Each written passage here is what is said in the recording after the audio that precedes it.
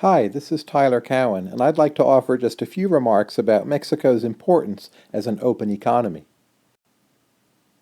Of the major OECD economies, Mexico, by some measures, is clearly the most open. For instance, the sum of exports and imports as a percentage of GDP is for Mexico about 58.6%. Just to put that in context, the same number for China would be about 47%, which is still high, but not nearly as high as Mexico. For the United States, it would be only about 21%. The United States is a more closed economy. A striking comparison is that between Mexico and Brazil, which in some ways are broadly similar nations. Well, for Mexico it's over 58%, but for Brazil that sum of exports and imports is really quite small. It comes in at about 18%. And that's one big problem with the Brazilian economy. It's not nearly open enough. Mexico's openness is also now remarkably diversified, and it comes from a number of different manufacturing and also agricultural strengths. To look back in the past, in 1980, oil was about 71% of total Mexican exports, and today it's much lower. It's at about 13.8%. And that is reflecting both some problems with some oil fields in Mexico, but also the general growth of a diversified base of exports.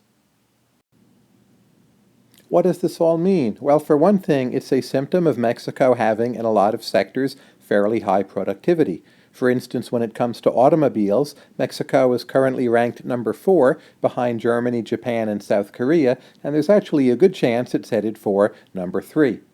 But it's not just that high productivity causes exports. Having a lot of exports also over time helps a nation's productivity because to succeed in international markets, those markets are really quite unforgiving. You can't rely upon favors from your domestic government. International consumers will buy the best products for the best prices, and being subject to that discipline on an ongoing basis really does tend to boost productivity in those nations which can manage it. That, of course, is good news for Mexico. One downside of being a very open economy is simply high volatility. That is, a lot of the goods and services involved in international trade have more volatile markets than other goods, and especially what I have in mind here are durable goods more so than agriculture. So take, for instance, automobiles. When there's an economic downturn, one of the things consumers do is they postpone purchases of new automobiles. So countries which are fairly open to international trade and rely on exports, they very often have, for this reason, more volatile economies. There's an interesting study by Jonathan Eaton called Trade in the Global Recession, and this looks at 2008-2009, and he found that global trade fell about 30% relative to GDP during the Great Recession. That is, trade was especially volatile. This is a very big reason why Mexico had some serious economic problems during these years, even though the Great Recession did not, in its origins, have very much to do with Mexico at all. To understand Mexico today, we increasingly have to turn to theories of open economies because Mexico is increasingly open, and this is mostly for the better.